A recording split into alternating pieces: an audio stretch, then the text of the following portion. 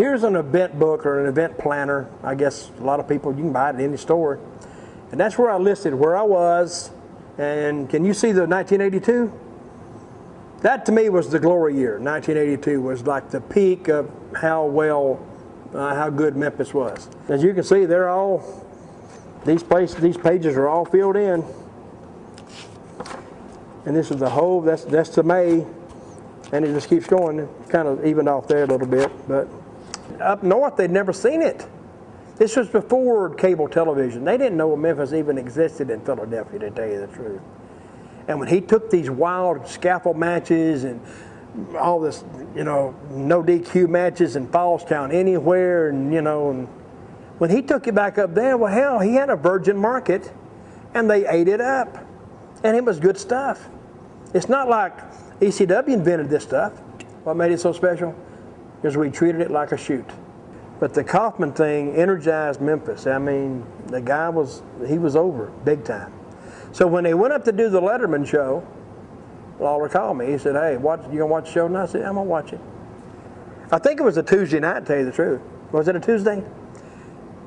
And I remember we went to Louisville, and Louisville was an hour earlier, so I got back plenty of time to watch the show. I sat down, and out come Andy with the neck brace on, and he sat down. What happened? They showed the tape. What happened? Oh my God. I think Lauder was out there then. Lauder, the big brute.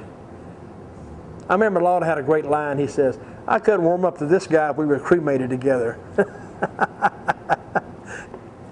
See, if I'm talking to you now, I'm not rehearsing this. I'm just talking. Now, I've heard guys go out there and they would scream and holler and oh. Dirty Dutch never did scream. Never did. Because if I really do get in a fight, I don't holler and scream and act like an idiot. Actually, my voice gets lower.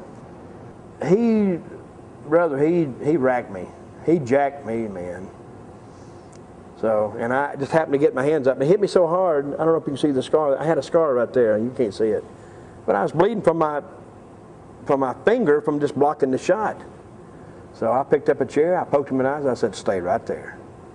And when I come back, I actually broke a folding chair. I didn't hit him in the head, but I broke the folding chair over his back. See, Dusty had been gone 3 or 4 months. And when he left, he just gutted the territory. So I was having to rebuild everything. And I rebuilt it pretty fast and actually got the territory up where it was making money. And I remember Dusty looked at me one day and he said, "Dutch Mantell." He said, $20,000, we did $21,000 or something in Sarasota. He said, "Dutch Mantell." He said, $21,000 in Sarasota Robots Arena, baby. That's a hell of a house, baby, without the dream. Oh, with the dream. But he said, "Little Dutchman," he said, "it's not the record, baby. The record, $22,695 MFing dollars. The Nature Boy, Ric Flair versus the American Dream, Dusty Rhodes." So we go to bed. I go to sleep. Dream's watching TV. He's had his shorts on. I wake up, and the lights are still on, and I'm blind as a bat anyway. And I'm like this, like, what the hell? I look over there at Troy, and this scared the crap out of me. He was over there, and he had taken some pills, but what he had done, and I've never told this before, I mean, just to very select people, but Dream Machine had taken a razor blade and had cut himself.